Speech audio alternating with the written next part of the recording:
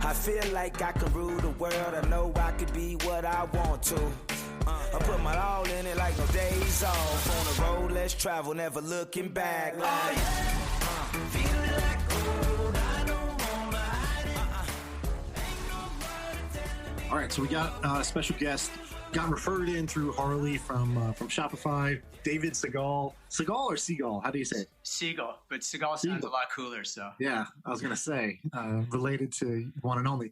Actually, the guy who started the company with you, is that a relative of yours? He also has the same last name. Yeah, he's a distant cousin of mine. He's 50 years my senior. That's the great starting pitch. It's like me and my 90-year-old cousin are gonna start a tea company. Yeah, totally. So give people explain what is David's Teas so for somebody who's never heard of it before, has never been inside one. Sure. So, you think about tea. So we started it in 2007. And if you go back to that time, you either bought it in a grocery store where it was a commodity, right? You picked what you wanted based on the picture on the box and the price point. And you had the usual suspects, Earl Grey, chamomile, mint. And then you had 10 brands of Earl Grey and 10 brands of mint, etc.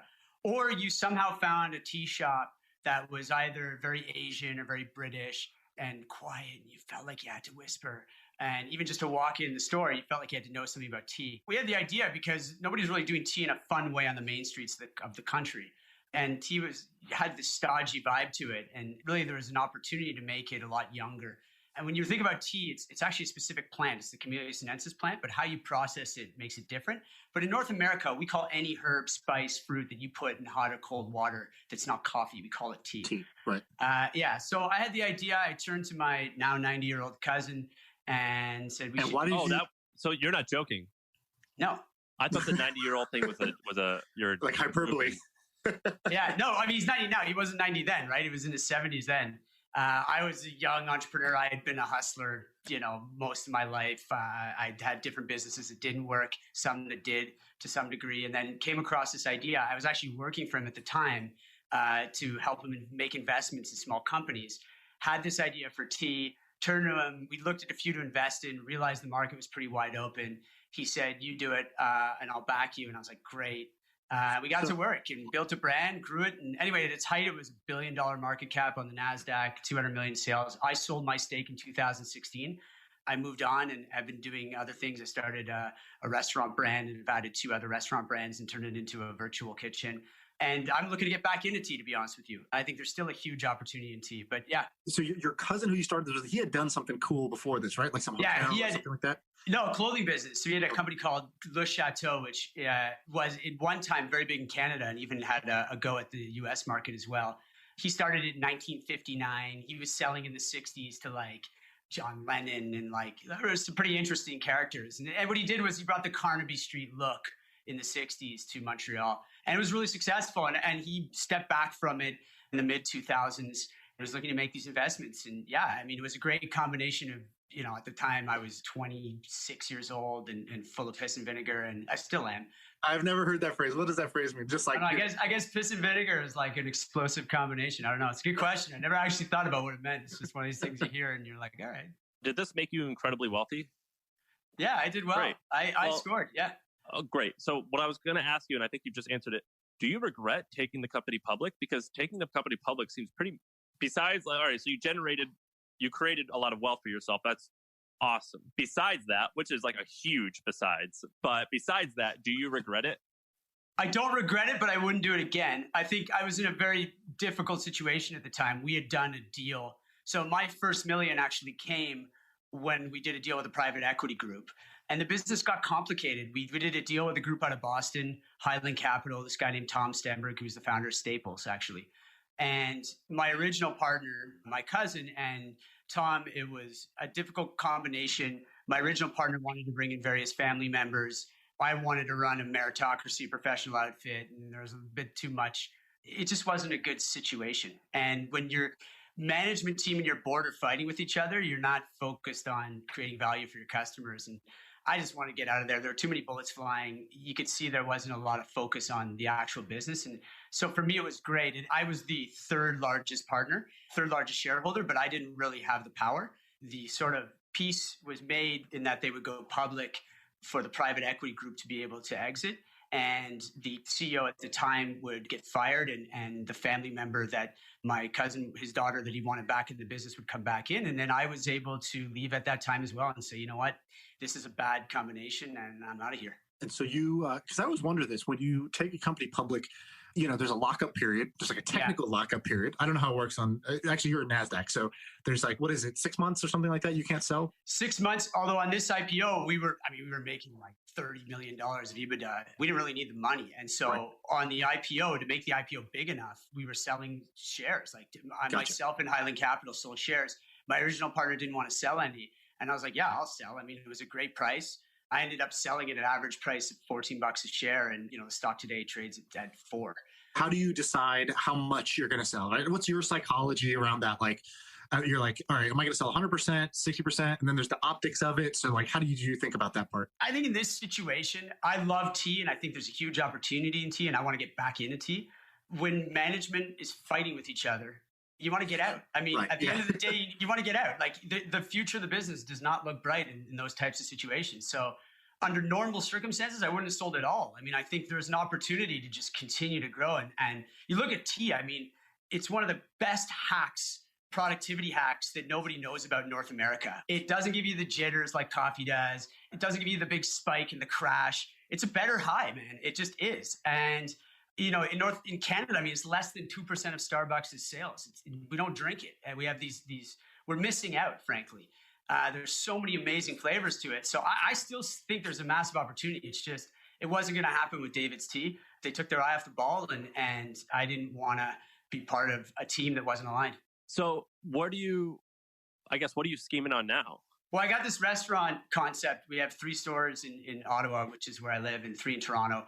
We're going to open more. We added 2 brands to it during the pandemic. So we had this concept called Mad Radish. It's bowls and salads with big international flavors. We added a burrito brand, which is a healthier take on a burrito. And then we added a Neapolitan pizza company. So Louisa's Burritos and Bowls and Revival Pizza. And we're operating them out of one space with one app. So we're trying to kind of combine the best elements of Ghost Kitchen with the best elements of a restaurant. So we're still building out restaurants with some seating, but we're dedicating more space to kitchen space. And we're taking perhaps slightly less prominent real estate and being able to service one customer with different types of cuisine. So you can, if you have 3 people, one of you can get an amazing burrito, another one can get a salad, another one can get a pizza all in one order. So I'm still doing that. And I have an incredible operator there and an amazing marketing lead and just a great team all around. And then I'm also actually working with Harley on a tea business. I think there's a massive opportunity to make tea cool. David's Tea made tea fun, but people don't understand how incredible this plant is and how many amazing ingredients there are. And so we're going to do it without any flavoring. So all tea companies use lab flavoring. So they call it either natural or artificial flavoring. And they just basically develop a liquid flavoring that they splash on and it coats the tea or the ingredients. But you don't really need to do that. If you get really high quality, high oil content ginger or cinnamon from the best places in the world, like you can make these amazing blends. Not to mention all these varietals of tea that people just don't understand. I mean, what's the model this time? So last time it was brick and mortar stores, right? You opened up 100, 200 something locations and like Teavana, you would go in and you'd be able to buy teas there. Bingo. And I don't know how well that worked. Teavana got acquired by Starbucks. How much did they get bought for? $600 million. $600 million. And I think they shut down their stores and now it's just sold out of Starbucks or something like that. Is that right? Yeah, Starbucks didn't do great on that acquisition. Starbucks has a history of so-so acquisitions. And why is that? Because that seems like what you're saying is, dude, tea is massively underrated compared to like America's heavy coffee. Tea gives you all of the spunk with none of the funk. This is the best. It's huge internationally. And then with Starbucks distribution, you would think, look, if tea was going to pick up in a bigger way, like Teavana getting plugged into the Starbucks engine sounds like a good idea. Why was it so as an outcome? I don't think the tea was that good. And I think that matters. I think that there's a market for people. Look, it's like wine. There's 3 types of customers here, if I was to summarize it. There's the customer that just wants to get drunk, wants the high, right? And doesn't care. They're picking it because it's cheap and because they like the picture on the bottle. Then there's the customer on the other end of the spectrum that is the connoisseur. They want to become a tea hobbyist. They want to be able to tell you about the terroir. And then there's everybody else, which frankly wants a really good wine or tea in this case. They want quality. They can tell when they taste it. They're like, wow, that's good. but they don't need a PhD in tea. And I think that there's an opportunity to simplify this. There's an opportunity to curate it better. You don't need 100 different blends. Like we're going to have 20. And these are the 20, like, look, I know my stuff. I've been doing this for a while. These are the 20 you want to drink. We've tasted thousands for you. You don't need to think about that. And I just think there's a way to talk about it in a language that people can understand. Tea is not just when you're sick or for hippies or, because you romanticize travel or because you're an old granny who eats cucumber sandwiches. I mean, it's a better drug than coffee. I mean, you think about one of the big themes in the world today is like centralized versus decentralized. Like coffee is centralized. It's centralized our culture in many ways. Like no matter what you do with coffee, it still tastes like coffee. Whereas tea, you can get all these different flavors. There's no dominant brand in tea today. It's in many ways a decentralized product. And I just think there's an opportunity in direct to consumer. Would I do some pop-up shops? Maybe. Would I do some really cool restaurant applications like an espresso type store model? Maybe down the road. But we're going to start as a direct to consumer business and see if we can, go after coffee drinkers and say, listen, you're missing out. Try this out. Like coffee is like the PC and tea is like the Mac, and you should try this. So it looks like the biggest year in revenue you guys did was close to 300 million. Is that right? Yeah, we were getting up there. 285, 284. And prior to this, you had a software company, right? Yeah, didn't work. Didn't work. I think it's a cool little funky concept. From what I read, you basically went to department stores and you said, I have software that will give you some data or analytics around what people are taking into the fitting room versus buying, right? They're like they're getting to the try it out step, but they're not buying or they are buying. It's like it's like abandoned cart software in real life. For real life. Yeah, abandoned fitting room. Totally. Yeah, I mean, like a good idea, to be honest with you. What happened? There's a big difference between a good idea and a good business. I kept hearing the word interesting. It's very academic. It's like, yeah, sure. When you buy clothing, you do it in 2 steps. You evaluate the look on the rack, then you evaluate the fit on your body. And then when the buyers go and analyze whether the item, they test stuff and then order larger quantities. And when they go and analyze that, all they know is whether it's sold or not. They have very little insight as to why. And so the idea was to give them more insight into the why. But it was ahead of its time in the sense that it was complicated. Like these are companies, this is 2005, right? Like they barely had functioning point of sale systems. So you go in and you're trying to give them information. They got to do something with it. I kept getting them saying to me like, interesting. And I thought I was onto something, but the sales cycle keeps going. And all of a sudden Sue from marketing wants to talk to Bob from IT, who wants to talk to Michael from purchasing. And we got nowhere. We got it into Macy's though. In those days, I was writing handwritten letters to every CEO in every clothing company you can think of, getting Les Wexner, the founder of Limited Brands and Victoria's Secret, to respond and stuff like that. But I get a lot of meetings, and we even got it piloted at Macy's on 34th and 7th. But I realized quickly that long, complex sales cycle, a nice to have product, not a need to have product. And I moved on. But my question is this. So you're friends with Harley. You probably have invested in and have great insight into a lot of different style of businesses like software. Sure. And I just sold my company to a software company and I'm getting exposed to it for the first time. Your company, its revenue is definitely a little bit bumpier as opposed versus a really good software company. It's like, even if it might be grow slow, but it's kind of stable. But you're getting back into I don't know, what's the word? Consumer. Right. You're doing e-commerce instead of software. It's kind of what I'm trying to say. Why are you doing e-commerce when software exists? I'm a merchant, man. Like I love the product. I like to put together great collections. I like to sell. I like selling product. I'm not criticizing you, by the way. I'm not shitting on you. You're way more successful than I am, and you're badass. I'm just saying, a lot of my friends in this industry, they complain constantly about supply chain issues and about this and about that. And software has its own issues as well. But if you could do anything you want, I just want insight into why you chose this or why you're doing it again. I mean, the main reason why I'm doing it, to your point, I don't need to do it. I mean, I could go play shuffleboard in Florida, but I love business and I love entrepreneurship. I love creating something from nothing. And I have a passion for tea. I'm drinking an amazing green tea right now, right before this podcast, so I love the product first and foremost. It's also a great business. I mean, the margins are good. You're selling a product that is a drug, effectively. The biggest drug dealer in the world is actually Howard Schultz. It's a great business. There's no size, no color like there is on shoes or clothing. So the amount of items you're managing is much lower. You can operate out of small spaces if you do decide to go into retail, although we are going to do this direct to consumer. I think there's space in the market. I think that this is a product that is not well understood by the North American customer, and they're really missing out on something incredible here. I'm excited to bring it to people. I think it's just a lot of fun. Like, software businesses are great, but it's not what I love. I love it as a customer, but I don't want to go and create them. And I want to sell tea, man. I like tea. And you love tea like Sam loves trucks. There you go. I talk about the trucking business all the time, but I want to ask you another question as well. So unless we post this video, you can't see, but your audio and visual setup is like really, really good. Is it a DSLR? Yeah. It's a Sony. Yeah, exactly. Yeah. Like an A6 or what's it called? Like an A7 or an M something or other. It looks great. I tweeted out the other day. I go, I'm setting my stuff up like this. I couldn't do it. Did you do it on your own? No, God, no. So I tweeted out, somebody come and let me pay you money and do this. I can't find anyone. Like, there's no great turnkey solution just to come and do this for me. It's pretty amazing. There's a business right there, right? If you sold amazing suits in the 80s or 90s, you got all these business people buying your product. Nobody's buying suits right now, but I tell you, there's a lot of business people that want to buy a killer video and audio setups. They need ads. The ads will look great because it'll be someone in a room like yours with the camera quality of yours and all that. And it'll be like, it's the Men's Warehouse guy saying, you're going to like the way you look. Yeah, bingo. It, right? That's what I want. It should be the same tagline, but for a Zoom call, basically. Totally. Totally. And you can get like, the startup package, the pro, you'll have the $5,000 package, the $3,000 package, the $10,000. I think that's an incredible business. Have you the person who set up your camera and mic also set up like the aesthetics of the background? No, the background's me. That's his house, dude. Yeah, it's my house. Yeah, exactly. I'm in my office.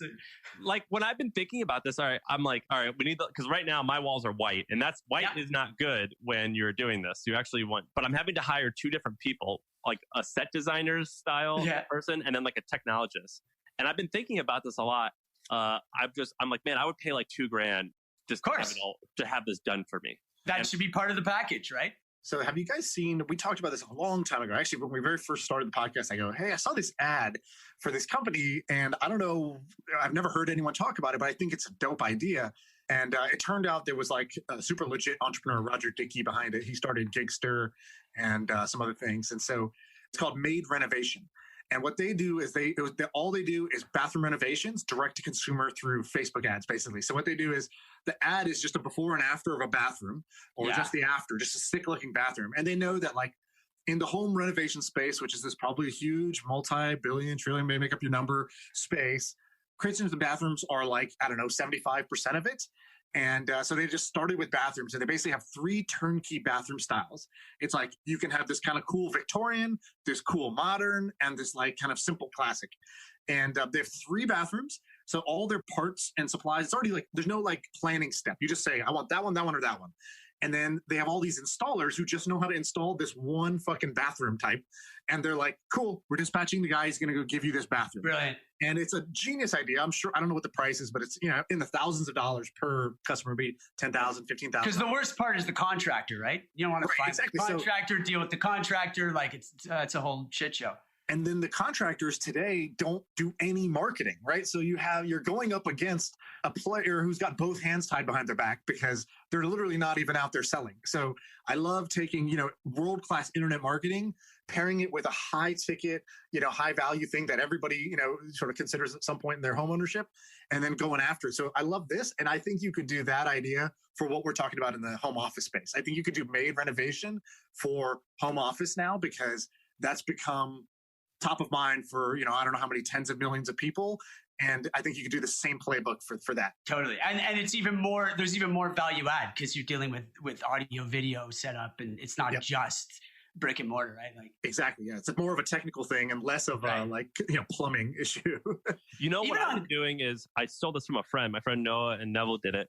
They found a YouTuber in Austin, and they just said, hey, can I pay you like $50 an hour and you spend 8 hours and just make this really cool, and just beforehand buy everything you need, ship it to my house, and then just set it up and make the lighting and everything neat.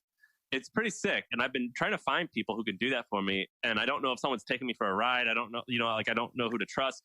It's kind of an interesting idea. You know what I also think? Just like the YouTuber thing. So let's say you didn't want to start a business in this crazy way, but you want to be a YouTuber, and you see guys like Mr. Beast build their channel on these like kind of stunts and like giveaways and surprises and, you know, just random acts of kindness and money thrown at people.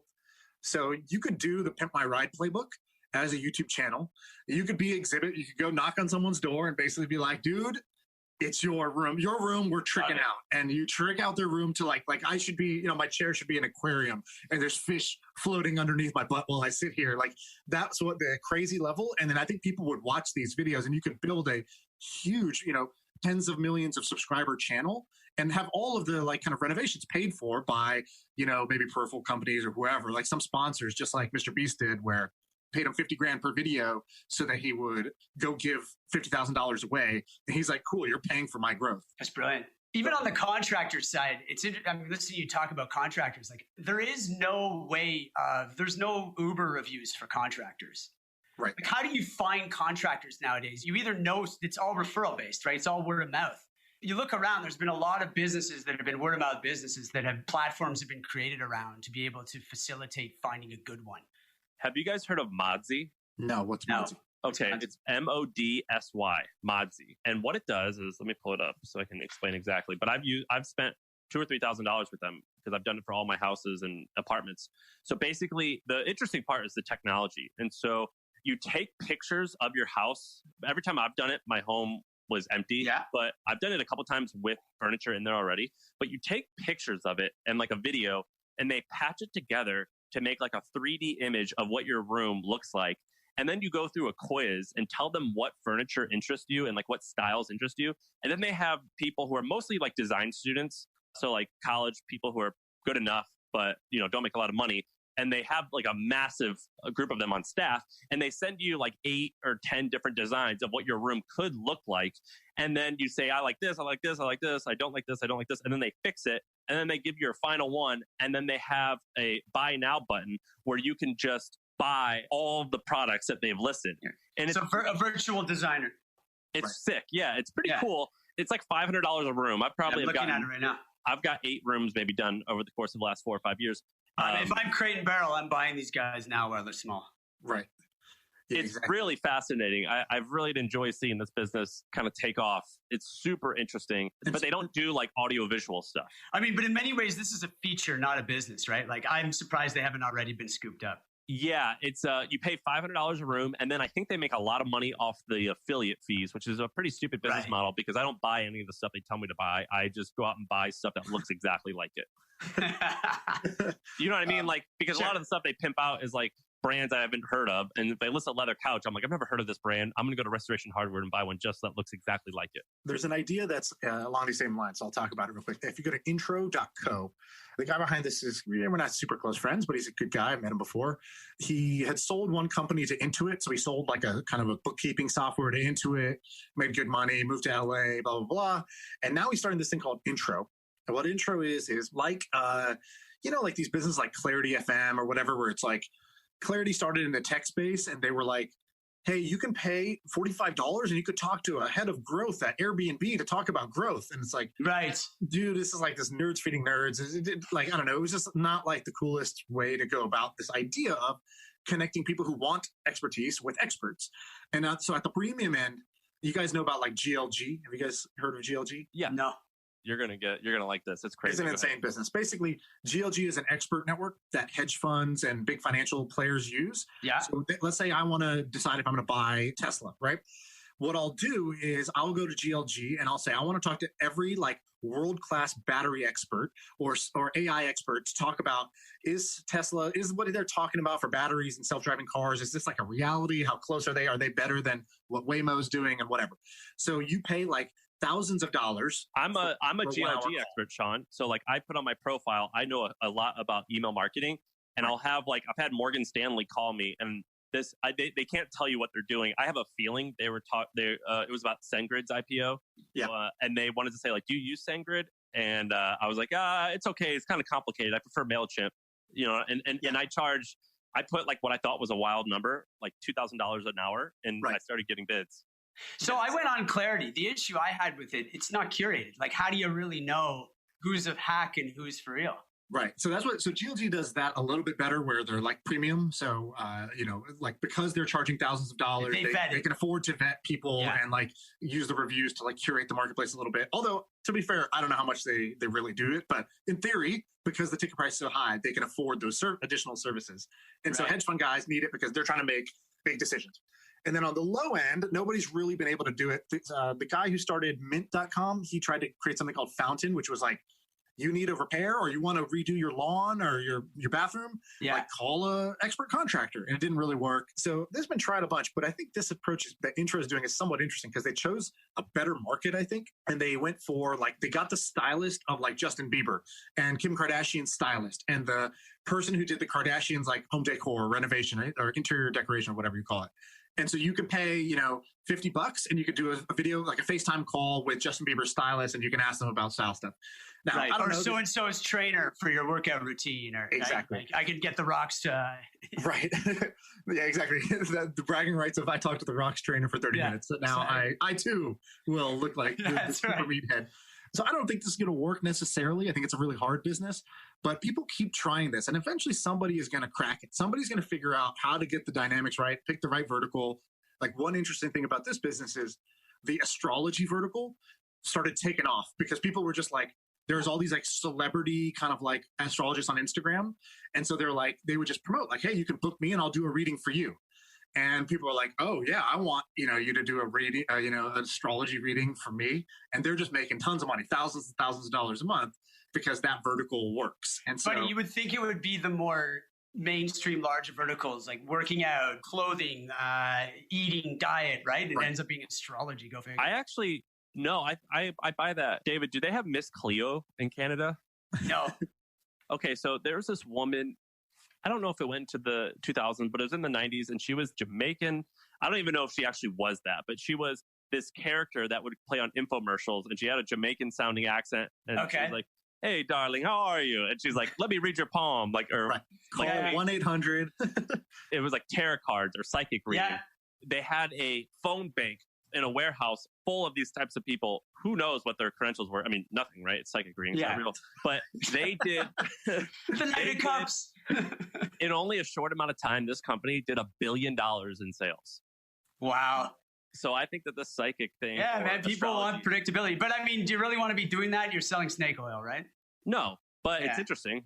Yeah, I think in some ways it gives people this weird peace of mind. It's like religion, right? Like if you feel like, something about your fate is being told to you and you get either comfort that, everything's going to be all right or, that it is what it is and I don't have to like stress about it anymore. I don't know. There's something that's deeply there's something that just is deep in this that works for people. Obviously I agree with you. The person who's on the other end who's just got a call center of Jamaicans who are fake Miss Cleos, there's a question of do you want to be that person?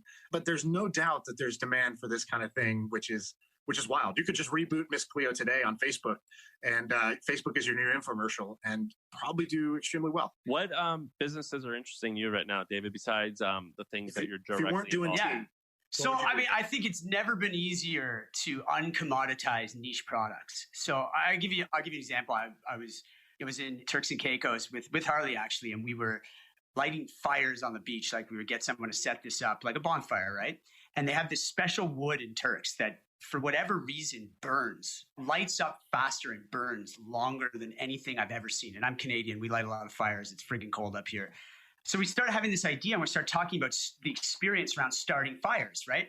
And when you start a fire, I don't know if you guys start a lot of fires, but you I do. Yeah, okay. So you tear up newspaper, you put it in the fireplace, or you buy these little pucks that you buy on the back out. It's like the back shelf of Walmart or the back shelf of Home Depot, and you got to light them, and you're in usually there's fire ash already there from the last fire you lit. The whole thing kind of sucks. You're down there, you're blowing on the fire, ash is going everywhere, it's messy, it's not that great. So our idea was to create a fire starter, not one of those logs that are full of wax and feel very chemical, like the Duralogs or whatever, but more something that it helps you get a bed of coals, and it also ideally would have some scent that it gives off. So kind of merging the idea of candle with fire starter. And then, of course, you could go further, right? It leads to this idea, well, what about I'm looking here in this room, I actually have a fireplace on my left here. What about the shovel that you get and the little broom thing and the fire poker, right? There's a lot of products on the back shelves of Walmart or Home Depot that have been bought haphazardly by some mid-level buyer at the company at a trade show that are complete commodities that you could uncommoditize, put a little bit more thought into, create a better experience around, and have these niche $1 million businesses. And I think there's a lot of opportunity there. That's the first place I would start. Is I would literally go down to one of these big box stores and walk the aisles and be like, what product do these guys clearly not care about but feel they have to have? There's where I would go direct to consumer and create something a little bit better. So Duraflame, I'm looking it up now. Crazy fascinating. I believe it was sold to Clorox, but it sells something like $500 or $600 million a year in these logs. Right. There's been no innovation there since I was a kid. It's the exact same log. It was 5 years old. They were lighting Duralogs. That's super fascinating. I do buy a lot of that stuff, but I only buy it in store. I don't ever order it online, but I think I would. I think I'd be open to it. I mean, do everything fucking online, right? Yeah, exactly. I mean, once upon a time, you bought everything in store. Right. It's just a little bit more of like I need it right now, but I would do it as well. It's also giftable, right? It's a nice thing. Like you want to. It's cool. Yeah. A great example of your thesis there about differentiating a commodity product. The guy who spoke at HustleCon, Eric Ryan, is that his name, Sam? Yeah. He's basically built his career off this. So his first thing was Method Soap. So he's like, oh, okay. He's like, you could just walk. He goes, I walk down the aisle in a grocery store. He goes, anywhere I see a sea of sameness, like an ocean of the same thing. And he showed a picture of the soap aisle, and it's like 55 green bottles of liquid that are all shaped the same and all look exactly the same. He's like, cool, I'm going to make a new bottle shape. It's going to be a different color. I'm going to market this in a kind of risque way. If you turn the back of these bottles, they all have these chemicals you can't pronounce. So I'm going to make it where it's chemical-free cleaners. And Method became like a big hit. And now he's doing the same thing with Welly, which is Band-Aids. Go down an aisle in a Well, he already did it with vitamins called Ollie, and then he did Band-Aids. So Welly is probably the best example of the thing you're talking about. Band-Aids are the most like commodity. Who cares? Literally, the thing is meant to blend into your skin color, although nobody is the color of a Band-Aid. But like, that's the idea, is for it to be like totally a nothing product. And then he tried to put some personality into it and sell it in a kind of more unique way. And boom, you have another winner. There's still so many of these niche areas that are outstanding where you can put more thought into it. I mean, your competition is some buyer at a big box store who's going to the trade show and saying, okay, we need something in this category. We'll take that. And they're buying off the shelf. Walmart's not designing fire starters or fire pokers or right? Like, it's not a big enough category for them. But you have enough of these. I mean, like you just said, Duralog does what, $500 million in sales? Man, I'm looking this up now, and they don't have that many employees. What an interesting company. And Duralog is really. You guys want a piece of it? We'll do it together. Let's do it. No, what I would do, what I would do is I would actually copy. There's this guy named Ricky Van Neen. He started College Humor and Vimeo, and he sold that to IAC, and then he worked at Facebook, and he was married to Allison Williams. So he's like this pretty cool dude, and he started this thing called, I forget what it was called, Homesick Candles, and they have a different candle flavor for every state. So if you're from Washington, maybe it would be like evergreen flavored, and it's really interesting. And I would do that, but for fire logs, and have like state flavored or I would do something like that. Or different kinds of wood depending on what area you're living in. And that's cool, man. We should just open source this idea. So if a hustler from the pod listeners wants to go run with this idea, you could DM me or Sam your hustling credentials. Have you done anything before? Are you going to make this shit happen? And then run with this idea and just carve out 10% for your boys, and we're good. Right. We'll back you. Yeah, exactly. We'll give you the initial capital to get going if you're legit. It's kind of interesting. That's a pretty cool idea. I'm going to explore that. You know what I was thinking about when I was doing a little bit of research? I did very little research, but just enough on David's teas to get familiar with it. And I was just looking, and it was like, I don't know, there's always these metrics that I don't really fully believe, but directionally they're correct, which is like the tea market is a $50 billion market expected to grow to an $80 billion market. It doesn't matter what the number is. That's a big number of how much tea is sold every year. Because when they say a number for these, that's the annual sales volume. The market for AI is X, and it's just like a valuation based thing. Right. These are real dollars being spent. These are real dollars that are trading hands. And we, on the last episode, we talked about NFTs, which are like these kind of like crypto trading things, right? I've been looking at like how big is the trading card market, and for a lot of these things, it's like, oh, it's a $2 billion, $3 billion market. You have to know blockchain. You have to get into this market. It's super hard. And then you have tea, that's $50 billion. And you have candles, that's like probably 80 billion or something like that. Like these spaces that are, just commodities that are already adopted and uninnovated. And I think that it's so much easier to win there than it is to try to go to the new cutting edge frontier against. Yeah, I mean, you can win really big on the cutting edge frontier. So another one, two other ideas I really think are bigger ideas now. One is you're talking about NFTs and of course, crypto and all that stuff. I think people don't realize, those people that are talking about and thinking about these big innovations that are happening now and these major disruption to our financial system, to our legal system, our legal profession, there's going to be a lot of people that need education around that. They're going to have a really hard time grasping these things, these concepts, right? And I think there's a big opportunity to, I don't know if you remember those books. Remember the 4 Dummies books? Yeah, Dummies, exactly. I think there's a Dummies 2.0 version that someone should really go after to try and explain some of these concepts that are hard to grasp. They're not easy. So I'm actually doing this one. I just brought on a guy, a YouTube animator guy, and I'm doing, the first one is Bitcoin for normal people. I'm going to try to create the thing that like a normal person who's heard about it, you might have even bought some or considered buying some, you've looked into it once or twice and come up with a very unsatisfactory solution where everybody's so technical, it's so complicated. My dad called me the other day, and like my dad's 75, like when we FaceTime, he picks up the phone and puts it to his ear and I have to remind him, Dad, it's FaceTime, Right. And so, I mean, this is the least tech savvy person. He called me the other day. He's like, what's Bitcoin? So you're going to have this huge audience of people that as this goes into the mainstream, that are going to want to understand it. And you have to talk to them in a different language than you would the people that listen to your podcast. I'm trying to make the video that you would forward to your dad in this case. Right. Like, I think this is the best explanation of what you need to know and not anything more, and broken down in simple English. And for me, I'm like, there's not really a business here. I wouldn't want to do it as a business. I just really want to do it. And I'm like, okay, if I take some of the earnings I made on Bitcoin, if I just took like 0.5%, and I said, all right, I'm just going to it's a charitable donation of like content creation for people to learn about this stuff in simple terms. It's a good trade. It's been good to me. I can be good back to, and that can be my contribution. It's going to end up being a big business. That's my call. It's usually the ones you're doing because you don't expect them to be a business that end up being a business. You said the 2 other. We just said 1. Yep. What's the other? I think there's this big opportunity around discovery. So commerce has been decentralized in a way very quickly. When we were kids, if you wanted to buy a pair of running shoes, you went to the mall and all the running shoes you could possibly buy were in the mall. And now there's so many different amazing shoe brands that how do you find them, right? Like when I Google shoes, I still see Nordstrom's come up and I don't really read past the first page. I don't see Allbirds. I don't see Swims. There's all these incredible brands out there. How do you discover them? I think, at one time pre-pandemic, I wrote a deck for a pop-up shop mall. The idea that malls of the future would be all these online brands that you would operate. Basically, brick and mortar becomes about discovery, not distribution. It's where you go to learn about cool brands and products, and then you replenish and order online. Could you create a mall experience around that? Sean's been geeking out over something similar about live commerce. So I have 2 on that. One is exactly what you said. Have you ever heard of beta, David? No. It's almost exactly what you're describing. I'm going to send you a link right here. Cool.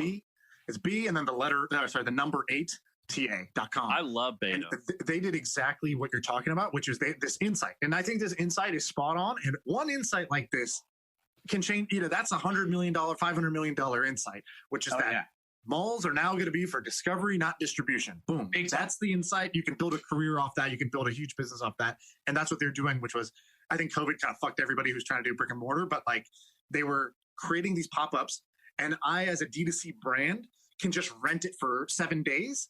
And I basically send product and I send some education materials, or I send one of my own people there, I think. Right. And they operate it. And they're sampling it, they're operating it. And I got this footprint. I don't need to go, because all these D2C brands open up freaking showrooms. And it's like, dude, that's such a pain in the ass for it's such an expensive, time-consuming thing for really just trying to do marketing to get your product in front of people. And so this beta, if it works, it's like what AWS did, where AWS said, hey, you don't need to install servers and buy hardware. Just rent some off us. And what beta is doing is saying, you don't need to build stores. Just rent 10 square feet off us. And exactly. I think that would be a great idea. Yeah, it's a huge problem right now. The cost of advertising gets higher and higher. And how do you find these places? You don't. You ask your friends, but what if your friends aren't that cool? By the way, this beta idea, if anybody thinks this is a good idea, you can just keep doing this in because you need one in many different geolocations, right? So a college student could create beta on campuses and be like, cool, for any brand that wants to get in front of college students, I have created the network of pop-ups on every major campus, and D2C brands pay me $50,000 for an activation, $150,000 for a 1-month activation. And we put product on every campus for them to get seen. Are they running it as a platform where existing property owners can run the program and then get reviewed, or are they running it as they are the operators? I don't know. That's a good question. When they started, they were definitely the operator, but I haven't, and they've been out for a few years now. Because what you're talking about is interesting. Rather than rolling out 10,000 of these things where you're running this big staff and right. You're essentially being a landlord that operates stores, can you outsource the model almost like a franchise to these operators where and then these operators get reviewed, right? Because all you want to hold is the most valuable part, which is the relationship with the brands. Totally. One click deploy, every month or, for 3 months, whenever they do a new product or whatever. You just want to own that relationship and offer them a bunch of reach. And ideally, you're not paying for or managing the reach, which is what you're talking about. I like that. What did you say? You said I wrote out a deck for it? Yeah. When I left David's Tea, it was the first idea I had, and I made a pitch deck. I toyed with the idea a little bit because at the time, you were starting to see the writing on the wall from malls, especially department stores who had all this square footage. They're dying. Yeah, turn them all into nursing homes, man. Every mall should be a nursing home. Yeah, well, that's what's happening effectively. Although some of these real estate companies are going to make a fortune in the next 10 years. There's this one in Canada called Smart Centers. These guys, they have all the Walmart anchored stores. And of course, when the pandemic hit, the stock got killed because all the crappy, shitty clothing brands from the 1990s are getting wiped out. But all these guys are doing, they have the best real estate in the suburbs. So they're taking this pad where they had, some crappy JCPenney type brand, and they're building a multi-unit residential apartment building or a senior's home, and they're getting enormous value out of the land and even bigger returns. And not only that, they're building it at a time with rock bottom interest rates right before where we're likely to see a lot of inflation. I think there's a lot of opportunity to repurpose. Sounds like a stock to buy. What stock is that? That's Smart Centers. But there's tons of these REITs in the States too. You got to find the ones that still are going to have a decent anchor. Walmart stores aren't going anywhere. Even if e-commerce becomes everything to them, they still need that last mile. They need the real estate to operate their e-commerce. And I don't know if you've been in a Walmart parking lot recently, but they're still full. People are still going to the stores. It's those clothing brands that were hot 10, 20 years ago that are gone. Right. How big, when you were making this deck, how big did you project that it would be? And what did it need to become in order to interest you? Dude, a deck is fiction. You're all forced. You're going to say. Exactly. I know, but a deck, I imagine a deck oftentimes is not necessarily what you're making to present to people, but a way to get yourself excited and organize your thoughts. So I saw it centered around clothing. And I saw one of the issues with e-commerce as returns where you don't know your fit. So I even looked at could I get a fit machine? They actually have these machines that you can scan and give you your body fit and you can keep it on file. So I was like, could I keep a database of everybody's body shape and be able to recommend brands based off that as well? I didn't really think about how big could this be. To me, it could be enormous. I think this is a monster. This is a multi-billion-dollar idea, I believe. That's pretty exciting. That's cool. Think about it. You've shifted everybody. Yeah, you didn't do it. So no, that held you up. I didn't. What held me up? It's a big, complicated idea. It's a major commitment. Plus, maybe some scar tissue from the first fitting room business. That's right. Exactly. You don't really want fit machines. Exactly. Right. Exactly. So I want to ask you a question. With David C's, you guys did all these different flavors. You would have luscious watermelon or caramel corn or whatever. And it's cool. You're coming up with a new product to get people excited. Great. I had heard, and tell me if this is bullshit, I'll just half relay what I remember. I had heard there's some agency brand annual report that comes out. And Sam, you might have been the one to tell me, or Steph Smith from The Hustle, maybe he was the one who mentioned this. So tell me if you remember the name. But they come out with a report every year, and it's this giant report, and it's just colors, smells. WGSM. Yeah. We talk about them a lot. It's they do about 90 million in sales and about 40 million in profit. So did you guys use something like that? Is that legit? Totally. Yeah. And absolutely. Actually, funny you mentioned them. I was just griping about them earlier today. I've been trying to get signed up again for my food business and for new tea brand. And like they're not answering the emails. These guys don't want sales, I guess. But so it's WGSN. They're owned by a company called Essential, I believe, which is a publicly traded company in England that own Cannes, like the festival, and they own a bunch of trade shows. So I don't know if they're like doing that well, but the WGSN was like their anchor asset because I don't think it doesn't really grow, but it just does the same every single year. So how do they do this? And are they right? And is it like surprising the stuff? Yeah, they're right. Like they predicted like millennial pink. You know, millennial pink, that word, millennial pink. I think they were talking about millennial pink a couple of years before that. So yeah, I mean, sometimes they're, like they're right, they're wrong, right? I mean, sometimes they're way out there on some of the trends. It's just a guess. It's just a guess, exactly. And sometimes you don't want to be the first. Some ideas, we definitely got inspiration from there. We got inspiration from adjacent industries, from the culinary world, from the fashion world. Absolutely. Yeah, they'll like tell Starbucks, like, this shade red is kind of interesting. So like maybe make your name tags that during Christmas. Right. Or moringa is a hot ingredient out of Sri Lanka. You might want to do a blend with it. Is it based on data? Do they just have tastemakers? Yeah. How are they doing this? Both. I think they do have in-house tastemakers, people that their entire job is to go around and look at what's new, what's hot, what's cool. They're trying to find the next coconut water, right? And it's expensive. It might cost 25 or 35K a year. Yeah, it depends how big you are. They scale it up depending on the size of your company. It's a pretty interesting business, and it's publicly traded, so you can go in and look at it. Really fascinating. Because, David, I own this company, or we just sold it, but this thing called Trends, and I modeled it a little bit after that company. Of course, we only charge $300 a year, and in order to make a lot of money, we should have charged $30,000 a year. But it's quite fascinating. You could have just charged $3,000. You could have bought their report for $30,000, distilled it down, and offered it for free. Charge $3. There's no I like your IP model better, Sam. I'm going to sign up after this for $300. that sounds like a way better value proposition. Well, that's all we except ours isn't like niche specific. We look at like all types of interesting. It's basically like this podcast, but way more thought out. And like we have a team of researchers who like comb through all the data, and then we have a community where it's a pretty sick community where people discuss it. And it was heavily inspired by WGSN. And it's a big business, WGSN. Absolutely. I mean, most people in the product business use WGSN. All the fashion guys use it. Most of the food guys. Awesome. Well, we hit the hour, David. We said that we were going to do 20 minutes. So I appreciate you staying with us. It's sort of our like first date thing. We're like, I got to meet a friend in 30. In case the guest sucks, we have the excuse to wrap it up. But you were awesome. Oh, dude, this was a ton of fun. I really appreciate you guys having me. I really enjoyed it. What's your contact or your social presence? How should people get more? Instagram at David Segal T, the letter T. And on Twitter, it is. You don't even know your Twitter handle. Never. This is the biggest thing that I should have done. _ David Segal, SEGAL, @ _ David Segal, and I'll start posting a lot more content as more followers come in. Did you? All right, I'm on it now. Yeah, my friend. You change your profile picture too. I think you're better looking than this profile picture. I think right now, the way you look right now, you look like a cool guy. I think you could show that off better. Take a screenshot. I gotta lose the collar, eh? It's a little too serious. No, like you and Harley kind of have similar vibes where you give off this serious still fun and playful. Yeah, like you're gonna kick ass, but you're like fun to be around. Listen, I mean it's amazing to kick ass and to try and just get better and better and try and become world class, but you gotta have fun. You only live once. Yeah. So anyway, just some feedback. Thanks, man. No, I think it's good feedback. I'll take a shot. Actually, I'll take this shot from this podcast. It seems that was a classic, like left-handed Sam Parr compliment, which I appreciate a lot. I'm telling you, you look better looking than your picture. All right, cool.